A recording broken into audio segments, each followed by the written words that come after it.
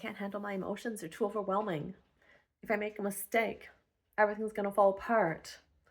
I need to control everything or something bad will happen.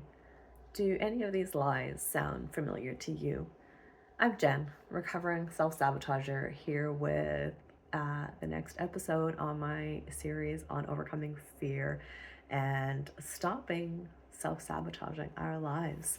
Today, we're looking at the fear that many of us have of losing our self control. And it's scary when we don't know what's going to happen. It might stop us from going out into social situations for fear of doing something wrong or doing something that somebody's going to laugh at. It might make us have a difficult time relaxing or letting go or even enjoying enjoyable activities. We might excessively worry about emotions like anger or sadness, fearing they're going to overwhelm us. It's going to make us avoid taking little risks and taking part in new experiences due to fear of unpredictable outcomes. So, when you have a fear of losing control, and then when you bring in shame and guilt, because I've just realized, I've had a little light bulb go off, that shame and guilt really go hand in hand or are at the root of a lot of fears. And they actually amplify that, whatever that fear is. This week it's fear of losing self control. But in reality, all of these videos kind of help us overcome the fear of just being us. Okay, so let's take a quick look at 3 tips that might help you overcome the fear of losing self control and getting rid of that shame and guilt and stopping the self sabotaging behavior that many of us have had for many, many years. Okay. All right. So, the first thing I want to talk about is just practicing mindfulness. Okay. Mindfulness can mean a whole variety of things to everybody. Okay. It's going to mean something different to everybody else. So, take a look on YouTube, take a look on my videos, find some mindfulness exercises that just help you observe the emotions without reacting, without judgment, but you're just letting your emotions and your thoughts come to you. Take a breath and just know that they're thoughts and emotions, but we can allow them to become overwhelming, or we can let them come and just know that they're there. Okay? They don't have to create a reaction from us. The next thing is, I encourage, this is a big one for me, challenge that catastrophic thinking. You know, what if I lose control? What if the world falls apart? What if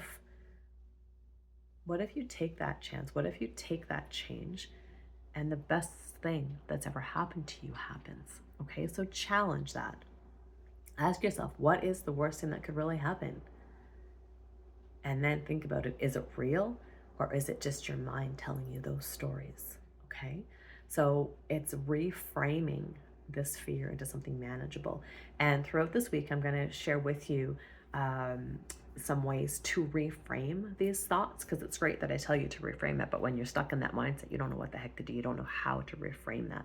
So stick around, follow me, share this video, and through the week and through these videos, you're going to get some tips that I'm sure are going to help you stop self-sabotaging and live a much more abundant and life that feels right for you. Okay. And then the last part is,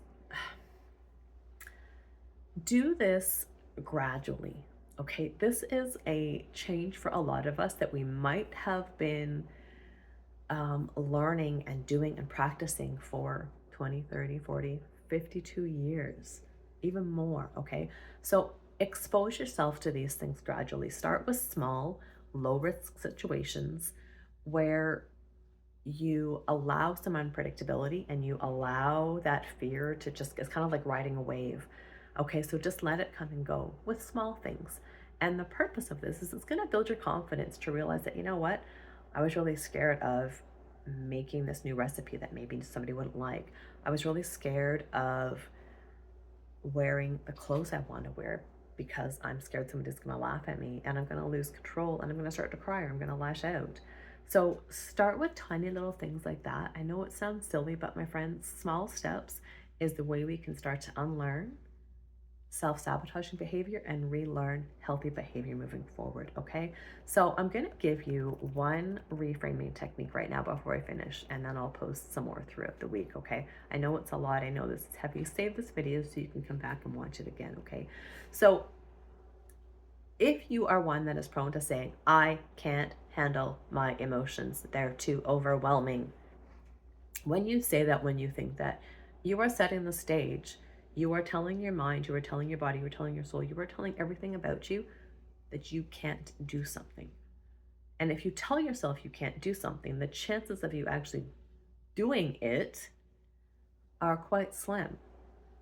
And you probably won't handle your emotions. But if you reframe it and if you say, I'm learning to observe and process my emotions, and they will pass in time.